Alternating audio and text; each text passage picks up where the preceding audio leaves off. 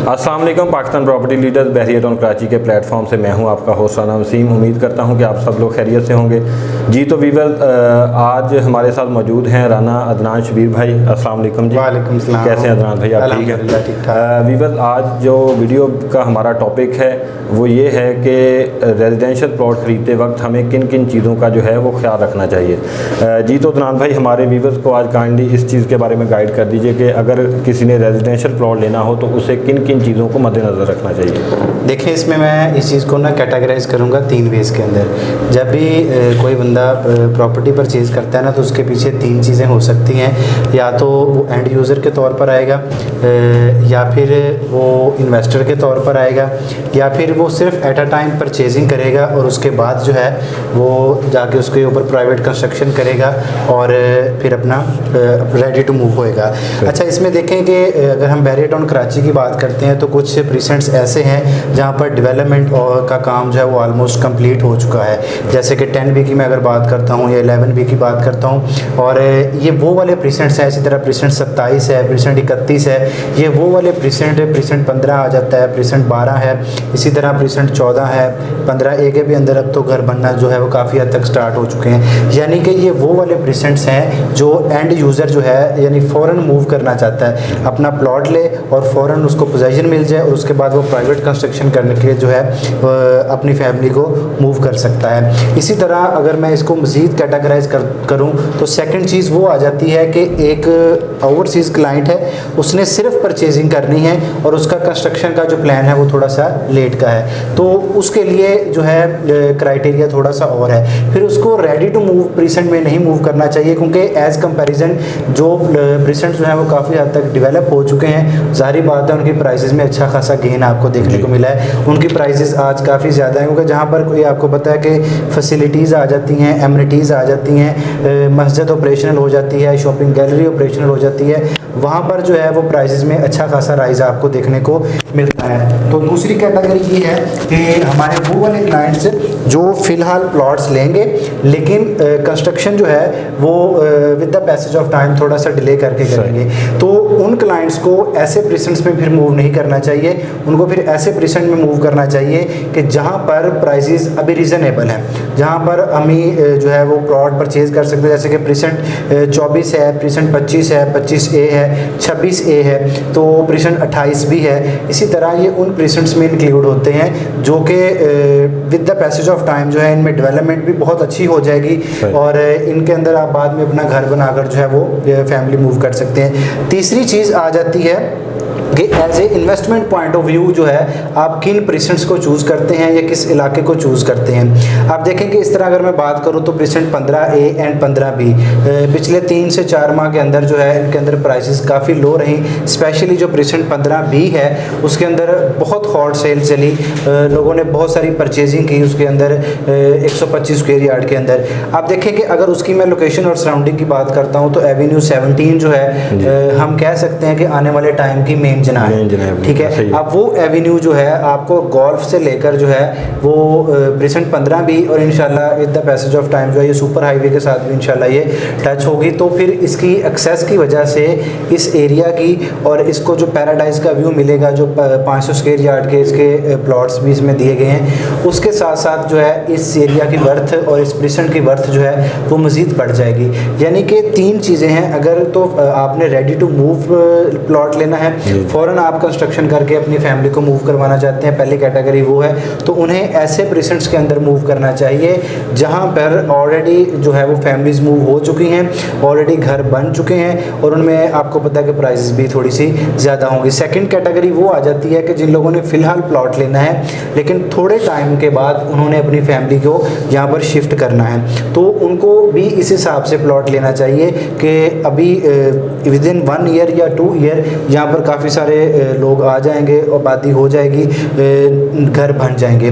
तीसरी कैटेगरी है investment point of view. तो आपको पता है कि इन्वेस्टर हमेशा प्री बुकिंग की चीज़ें या बुकिंग प्राइस की जो चीज़ होती है या जो सबसे लो कॉस्ट चीज़ होती है ना उसको उठाता है, तो उस हवाले से हम फिर ऐसे प्रीसेंट्स का ऑप्शन देंगे जिनके अंदर प्राइस अभी तक काफ़ी। जी अदनान भाई, इसी आपने जैसे इन्वेस्टमेंट पर्पज़ से बात की, जी, तो जो इन्वेस्टमेंट पर्पज़ से रेजिडेंशियल प्लॉट्स खरीदना चाह रहे हैं तो स्पोर्ट्स सिटी में उनका क्या फ्यूचर है? आप देखें कि स्पोर्ट्स सिटी मैं ये समझता हूँ कि वो टुकड़ा है जिसको बैरियर टाउन कराची के अंदर ही स्पोर्ट्स सिटी का नाम दिया गया है, यानी कि ये अपने अंदर ही मुकम्मल तौर पर एक शहर है। और वैसे भी अगर इस टुकड़े को देखा जाए तो उसकी लोकेशन और सराउंडिंग बहुत मैटर करती है। हम जब भी रेजिडेंशियल पॉइंट ऑफ व्यू से या इन्वेस्टमेंट पॉइंट ऑफ व्यू से अगर हम इन्वेस्टमेंट कर रहे हैं तो हम आने वाले फ्यूचर की बात देखेंगे कि आने वाले फ्यूचर में यहाँ पर क्या होगा, और अगर हम रेजिडेंशियल की बात कर रहे हैं तो फिर हम एट अ टाइम की बात करेंगे कि यहाँ पर क्या चीज़ें मौजूद हैं। आप देखें कि स्पोर्ट्स सिटी वो वाला एरिया या वो वाला इलाका है जहाँ पर एक खूबसूरत टुकड़ा है, जहाँ अब स्टेडियम के सराउंडिंग में जो भी प्रॉपर्टी है, चाहे वो बैरियर टाउन है, चाहे कराची है, चाहे लाहौर है, चाहे वो रावलपिंडी है या बुरे वाला है या कोई भी सिटी है, स्टेडियम के सराउंडिंग में जो प्रॉपर्टी है उसका फ्यूचर जो है वो बाकी प्रॉपर्टी के कंपैरिजन में काफ़ी ब्राइट होता है। उनकी प्राइसेस में अच्छा खासा बूम भी आपको देखने को मिलता है और अच्छी खासी जो है वो प्रॉपर्टी महंगी होती है। अब इस टाइम पर आपको प्रेजेंट 33 है, जैसे कि प्रेजेंट 33 की अगर हम बात करते हैं, और इसी तरह प्रेजेंट 34 है, प्रेजेंट 40 है, और इसी तरह जो स्पोर्ट्स सिटी विलास हैं हम उनकी बात करें तो ये वो वाले प्रेजेंट्स हैं जिनमें अभी डेवलपमेंट चल रही है। और जब यहाँ पर देखें, जब ये स्टेडियम ऑपरेशनल होगा, यहाँ पर इंटरनेशनल लेवल की टीम्स आकर यहाँ पर क्रिकेट खेलेंगी। ये भी सुनने में, सॉरी मैं आपकी बात कट कर रहा हूँ, ये भी सुनने में आ रहा है कि 2023 में जो है वो उसमें PSL जो है वो इंशाल्लाह यहाँ पर होगा। अब देखेंगे ये खुशाइंद बात है हमारे व्यूवर्स के लिए, हमारे नाजरीन के लिए, कि ऐसी जगहों पर हम ये कह सकते हैं कि थोड़ी सी लॉन्ग टर्म इन्वेस्टमेंट है। और वैसे भी प्रॉपर्टी की वैल्यूज़ को मैच्योर होने में थोड़ा बहुत टाइम जो है वो रिक्वायर होता है। ये नहीं होता कि कोई डबल शाह वाली बात है कि इधर से आप प्लॉट परचेज करें और आपको 3 महीने बाद उसका रिटर्न मिल जाए, ऐसी कोई चीज़ नहीं होती। हालांकि प्रीवियस ऐसा देखा गया है, बैरियर टाउन में ऐसा है। क्योंकि देखें, उसकी मैं आपके बात को मैं थोड़ा सा क्लियर कर देता हूँ। ये वो लोग थे जिन्होंने 2014 में बुकिंग करवाई थी, या जिन्होंने 2016 में बुकिंग करवाई थी, या मैं ये कह सकता हूँ जिन्होंने 2018 में या 19 में बुकिंग करवाई थी, उनको भी उनका रिटर्न फौरन नहीं मिला था, लेकिन थोड़ा सा टाइम लगा। पिछले दिनों उन्हें काफ़ी बूम, एक थोड़े टाइम में बूम देखने को मिला। उसकी वजह क्या थी? जिन लोगों ने अपनी होल्डिंग कैपेसिटी शो की, अपनी प्रॉपर्टी को होल्ड किए रखा, तो प्रॉपर्टी के रेट्स जो थे वो मैच्योर हो गए, तो अल्हम्दुलिल्लाह आज उनको अच्छा खासा गेन देखने को मिला है। तो प्लॉट जब आप खरीदते हैं, सबसे पहली चीज़ जो है उसकी लोकेशन एंड सराउंडिंग, ठीक है। और फिर मैं अपने व्यूवर्स को ये बात ज़रूर यहाँ पे कहना मुनासिब समझूंगा कि आप ऑन ग्राउंड जाकर प्लॉट की रियलिटी देखें, क्योंकि पाकिस्तान प्रॉपर्टी लीडर्स अल्हम्दुलिल्लाह हमेशा अथेंटिक डीलिंग ही करती है।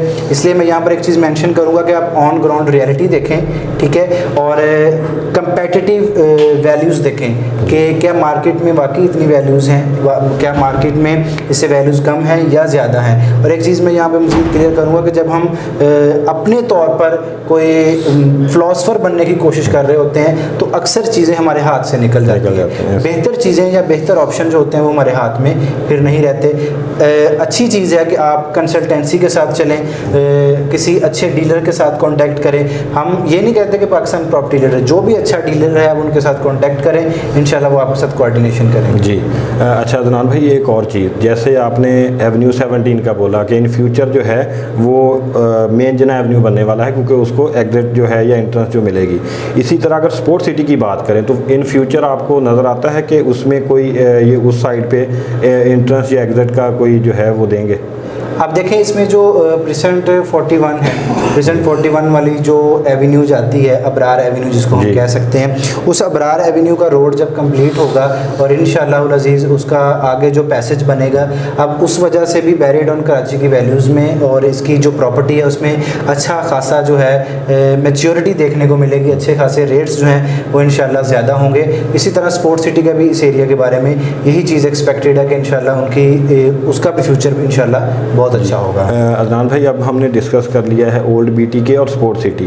अब अगर बहरिया ग्रीन और पैराडाइज की बात करें तो इन पे भी थोड़ा सा जो है ना वो, अब देखें बहरिया ग्रीन बहुत खूबसूरत और छोटा टुकड़ा है, और ये हमारे उन व्यूवर्स के लिए है जो मतलब छोटी इन्वेस्टमेंट करना चाहते हैं, मिडल मैन जो है, हाँ जी, ग्राउंड+2 की बिल्डिंग बना सकते हैं। फ्यूचर उसका बहुत ब्राइट है इंशाअल्लाह अज़ीज़। जब स्टेडियम ऑपरेशनल हो जाएगा, आईफल टावर का व्यू भी है वहाँ से देखने को मिलता है। प्रेजेंट 37, 38 फुल हाइट पे पड़ते हैं हैं। और वैसे भी जो बहरिया ग्रीन है इसके बिल्कुल सराउंडिंग में PM के जो हाउसिंग स्कीम है उसके अपार्टमेंट्स बन रहे हैं। जब उनका पोजेशन मिलेगा तो ग्रीन की वैल्यू बहुत ज़्यादा बढ़ जाएगी। और ये हमारी शॉर्ट टर्म इन्वेस्टमेंट भी हम किसको कह सकते हैं कि थोड़ी इन्वेस्टमेंट है।